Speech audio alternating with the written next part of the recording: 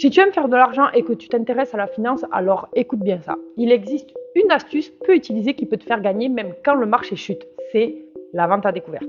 Imagine que tu peux parier sur la chute de Tesla, Apple ou même Microsoft, Google et gagner de l'argent quand leur valeur baisse. Pendant que la majorité panique, certains investisseurs transforment la crise en opportunité.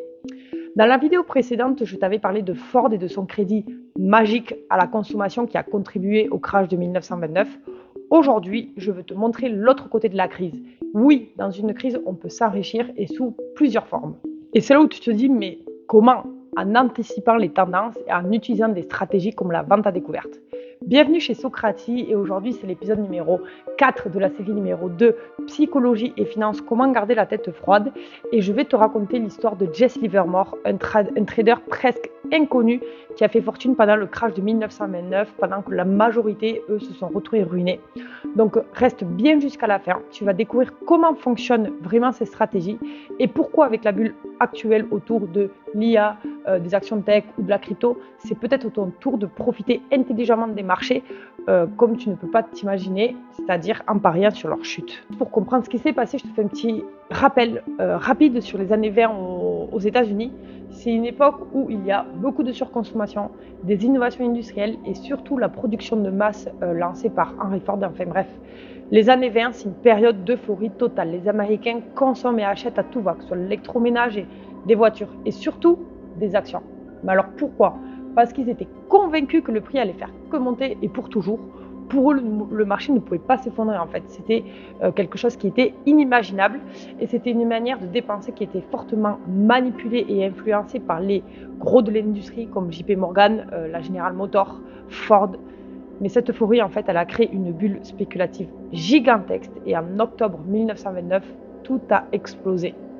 Les actions se sont effondrées, les banques ont fait faillite et des millions de familles ont perdu complètement toutes leurs économies. Et cette crise ne s'est pas arrêtée aux États-Unis, elle a touché le monde entier. Mais dans ce chaos, certains investisseurs ont su anticiper la catastrophe et en ont tiré profit. Et parmi eux, un nom ressort souvent, c'est Jesse Livermore. On le surnomme le grand spéculateur de Wall Street. Il est né en 1877 et Jesse Livermore commence sa carrière très jeune comme board boy dans une maison de courtage. Et rapidement, il se fait remarquer comme un véritable génie. Il a un don pour analyser les mouvements du marché et surtout pour anticiper les hausses comme les baisses. Et sa plus grande force, il n'avait pas peur de prendre des positions audacieuses, même de parier contre le marché lorsque la bulle était sur le point d'éclater.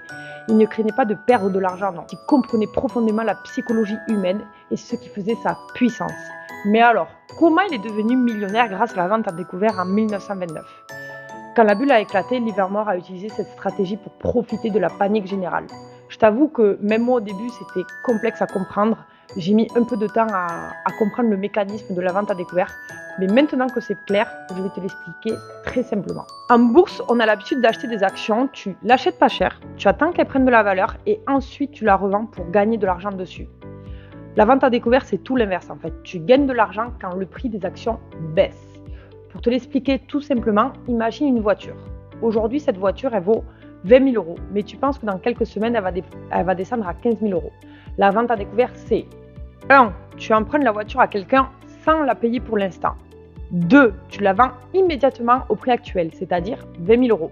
3. Tu attends que le prix baisse et quelques semaines plus tard, elle en vaudra 15 000 euros. 4. Tu la rachètes moins cher pour la rendre à la personne qui te l'a prêtée. 5. La différence entre le prix de vente, c'est-à-dire 20 000 euros, et le prix d'achat, c'est-à-dire 15 000 euros, soit 5 000 euros, et c'est ton gain. En gros, la vente à découvert, c'est parier sur la baisse. Si le prix descend, tu gagnes. Si le prix monte, là, tu peux tout perdre. Et c'est exactement ce qu'a fait Jesse Livermore. Il a prouvé qu'en combinant compréhension du marché, discipline et lecture des comportements humains, on peut non seulement survivre à un crash, mais en plus en sortir gagnant. J'ai découvert l'histoire de Jesse Livermore dans le même livre que celui de Henry Ford, c'est-à-dire dans le coulisses du crash de 1929 de Gordon Thomas et de Max Morgan Wills. Franchement, c'est un livre un peu dense avec des termes financiers complexes, mais pour ceux qui s'intéressent vraiment au marché, à l'histoire de la finance, à la géopolitique et qui veulent comprendre comment fonctionne le système, je le recommande à 100%. J'ai énormément appris avec ce livre. Ce livre, il explique tout ce qu'il faut savoir sur les styles d'investissement, ceux qui gagnent de l'argent sur les hausses, ceux qui gagnent de l'argent sur les pertes, comme Jess Livermore, la personne que je viens de citer aujourd'hui, le principe des hausses et des baisses, la psychologie humaine sur les marchés et surtout comment certains acteurs peuvent manipuler le marché pour gagner énormément. Ce livre, il montre aussi comment la crise de 1929 a dépassé les frontières. Elle a touché l'Angleterre, l'Allemagne et a même influencé certains événements géopolitiques comme la montée du nationalisme. On y découvre dans ce livre des personnages très connus de cette époque comme Jess Livermore, Henry Ford, J.P. Morgan, mais aussi la vie du peuple, la prohibition et comment les décisions économiques et politiques impactent directement le quotidien de ces millions de personnes. Et vraiment, j'ai adoré lire ce livre. On a l'impression d'accompagner chaque personnage et de vivre l'histoire à travers eux. Je ne l'ai pas lu en mode il faut que j'apprenne, mais plutôt comme un plaisir. Il m'a captivé du début à la fin. Mais ce qui est encore plus fascinant, c'est qu'aujourd'hui on retrouve exactement les mêmes mécanismes. Par exemple, on l'a vu le printemps dernier avec les décisions de tarifs douaniers de Donald Trump. Il a mis une sacrée pagaille sur le marché et il a bousculé toute la bourse, y compris la crypto, provoquant la panique et de grosses pertes pour beaucoup. Mais pour certains, c'était comme des soldes géantes, l'occasion parfaite d'investir et de profiter de la baisse. Une seule décision, un effet domino planétaire. Comme quoi, le temps avance, mais l'histoire se répète. Une décision, un geste, un homme et des millions de personnes affectées positivement ou négativement. Au final, l'histoire de Jess Livermore et de la crise de 1929 nous enseigne une leçon cruciale. Les marchés financiers fonctionnent par cycles et les comportements humains se répètent. Les bulles, les paniques, les crises, tout revient sous différentes formes. Étudier l'histoire, c'est se donner les moyens de ne pas se laisser manipuler, de protéger son portefeuille et, quand on est bien préparé, de profiter des opportunités que les crises peuvent nous offrir. D'ailleurs, si on regarde le marché actuel, on voit bien qu'on est dans une bulle spéculative, que ce soit l'IA, certaines cryptos, certaines actions hyper hype.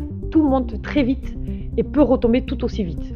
C'est génial d'investir, mais il faut comprendre où on met son argent et surtout étudier la psychologie des marchés pour ne pas suivre le troupeau sans réfléchir. Comprendre les mécanismes et les comportements permet d'éviter des pertes inutiles et agir avec stratégie.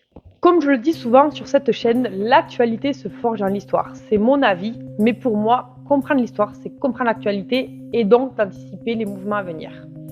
Prochainement, je vais aborder des sujets un peu plus piquants et moins connus, comme par exemple les assassins financiers, les dessous de la crise des subprimes, le côté sombre du capitalisme et d'autres aspects cachés du monde de l'investissement.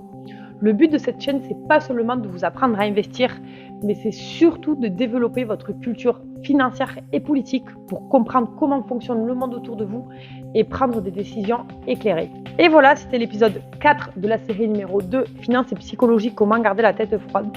Et je vous retrouve la semaine prochaine pour le dernier épisode de cette série qui sera sur Giannini, qui était un banquier du peuple qui a créé Bank of Italy, qui est devenu d'ailleurs plus tard Bank of America.